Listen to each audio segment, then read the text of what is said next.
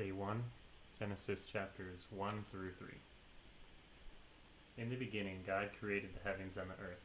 Now the earth was formless and empty, darkness covered the surface of the watery depths, and the Spirit of God was hovering over the surface of the waters. Then God said, "Let there be light," and there was light. God saw that the light was good, and God separated the light from the darkness. God called the light day, and he called the darkness night. Evening came, and then morning, the first day. Then God said, "Let there be an expanse between the waters, separating water from water." So God made the expanse and separated the water under the expanse from the water above the expanse. And it was so. God called the expanse sky.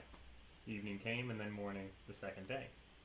Then God said, "Let the water under the sky be gathered into one place, and let the dry land appear." And it was so. God called the dry land earth, and he called the gathering of the water seas, and God saw that it was good. Then God said, "Let the earth produce vegetation, seed-bearing plants and fruit trees on the earth bearing fruit with seed in it according to their kinds." And it was so. The earth produced vegetation, seed-bearing plants according to their kinds, and trees bearing fruit with seed in it according to their kinds. And God saw that it was good. Evening came, and then morning, the third day. Then God said, "Let there be lights in the expanse of the sky to separate the day from the night. They will serve as signs for festivals and for days and years.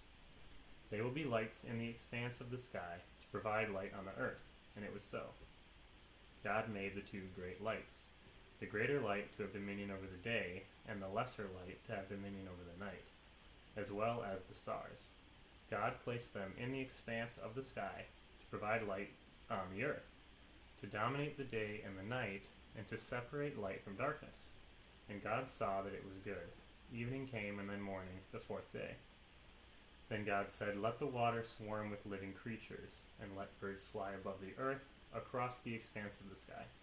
So God created the large sea creatures and every living creature that moves and swarms in the water according to their kinds. He also created every winged bird according to its kind, and God saw that it was good. So God blessed them. "Be fruitful, multiply, and fill the waters of the seas, and let the birds multiply on the earth." Evening came, and then morning, the fifth day. Then God said, "Let the earth produce living creatures according to their kinds, livestock, creatures that crawl, and the wildlife of the earth according to their kinds." And it was so. So God made the wildlife of the earth according to their kinds, the livestock according to their kinds, and creatures that crawl on the ground according to their kinds. And God saw that it was good. Then God said, "Let us make man in our image, according to our likeness. They will rule the fish of the sea, the birds of the sky, the livestock, all the earth, and the creatures that crawl on the earth." So God created man in his own image. He created him in the image of God. He created them, male and female. God blessed them, and God said to them, "Be fruitful, multiply, fill the earth, and subdue it. Rule the fish of the sea, the birds of the sky, and every creature that crawls on the earth." God also said, "Look, I have given you every seed-bearing plant on the surface of the entire earth, and every tree whose fruit contains seed. This food will be for you, for all the wildlife of the earth, for every bird of the sky, and for every creature that crawls on the earth, everything having the breath of life in it. I have given every green plant for food." And it was so. God saw all that he had made, and it was very good.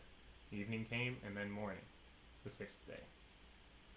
So the heavens and the earth and everything in them were completed. By the seventh day God completed his work that he had done, and he rested on the seventh day from all his work that he had done. God blessed the seventh day and declared it holy, for on it he rested from his work of creation.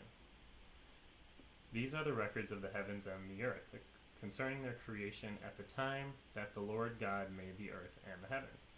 No shrub of the field had yet grown on the land, and no plant of the field had yet sprouted, for the Lord God had not made it rain on the land, and there was no man to work the ground. But water would come out of the ground and water the entire surface of the land. Then the Lord God formed the man out of the dust from the ground, and breathed the breath of life into his nostrils, and the man became a living being. The Lord God planted a garden in Eden, in the east, and there he placed the man he had formed. The Lord God caused to grow out of the ground every tree pleasing in appearance and good for food, including the tree of life in the middle of the garden, as well as the tree of the knowledge of good and evil. A river went out from Eden to water the garden. From there it divided and became the source of 4 rivers. The name of the first is Pishon, which flows through the entire land of Havilah, where there is gold. Gold from that land is pure. Bdellium and onyx are also there. The name of the second river is Gihon, which flows through the entire land of Cush. The name of the third river is the Tigris, which runs east of Assyria. And the fourth river is the Euphrates. The Lord God took the man and placed him in the Garden of Eden to work it and watch over it.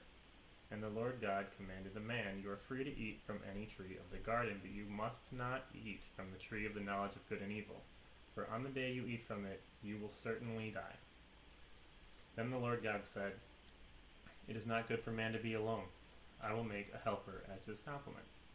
So the Lord God formed out of the ground every wild animal and every bird of the sky, and brought each to the man to see what he would call it. And whatever the man called a living creature, that was its name. The man gave names to all the livestock, to the birds of the sky, and to every wild animal. But for the man, no helper was found as his complement. So the Lord God caused a deep sleep to come over the man, and he slept. God took one of his ribs and closed the flesh at that place. Then the Lord God made the rib he had taken from the man into a woman, and brought her to the man. And the man said, "This one, at last, is bone of my bone, and flesh of my flesh. This one will be called woman, for she was taken from man. This is why a man leaves his father and mother and bonds with his wife, and they become one flesh. Both the man and his wife were naked, yet felt no shame." Now the serpent was the most cunning of all the wild animals that the Lord God had made. He said to the woman, "Did God really say you can't eat from any tree in the garden?" The woman said to the serpent, "We may eat the fruit from the trees in the garden, but about the fruit of the tree in the middle of the garden, God said, 'You must not eat it or touch it, or you will die.'" "No, you will not die," the serpent said to the woman. "In fact, God knows that when you eat it, your eyes will be opened, and you will be like God, knowing good and evil." Then the woman saw that the tree was good for food and delightful to look at, and that it was desirable for obtaining wisdom. So she took some of its fruit and ate it. She also gave some to her husband who was with her, and he ate it. Then the eyes of both of them were opened, and they knew they were naked. So they sewed fig leaves together and made loincloths for themselves. Then the man and his wife heard the sound of the Lord God walking in the garden at the time of the evening breeze, and they hid themselves from the Lord God among the trees of the garden. So the Lord God called out to the man and said to him, "Where are you?" And he said, "I heard you in the garden, and I was afraid because I was naked, so I hid." And he said, Then he asked, "Who told you that you were naked? Did you eat from the tree that I commanded you not to eat from?" Then the man replied, "The woman you gave to be with me, she gave me some fruit from the tree, and I ate." So the Lord God asked the woman, "What is this you have done?" And the woman said, "It was the serpent. He deceived me, and I ate." Then the Lord God said to the serpent, "Because you have done this, you are cursed more than any livestock, and more than any wild animal. You will move on your belly and eat dust all the days of your life. I will put hostility between you and the woman, and between your seed and her seed. He will strike your head, and you will strike his heel." He said to the woman, "I will intensify your labor pains. You will bear children in anguish. Your desire will be for your husband, yet he will rule over you." And he said to Adam, "Because you listened to your wife's voice and ate from the tree about which I commanded you, do not eat from it. The ground is cursed because of you. You will eat from it by means of painful labor all the days of your life. It will produce thorns and thistles for you, and you will eat the plants of the field. You will eat bread by the sweat of your brow until you return to the ground, since you were taken from it. For you are dust, and you will return to dust." Adam named his wife Eve, because she was the mother of all the living. The Lord God made clothing out of skins for Adam and his wife, and he clothed them.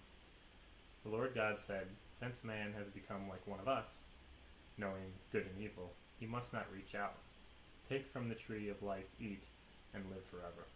So So the Lord God sent him away from the Garden of Eden to work the ground from which he was taken. He drove man out and stationed the cherubim and the flaming, whirling sword east of the Garden of Eden to guard the way to the tree of life. That's day 1, Genesis chapters 1 through 3. See you tomorrow for day 2.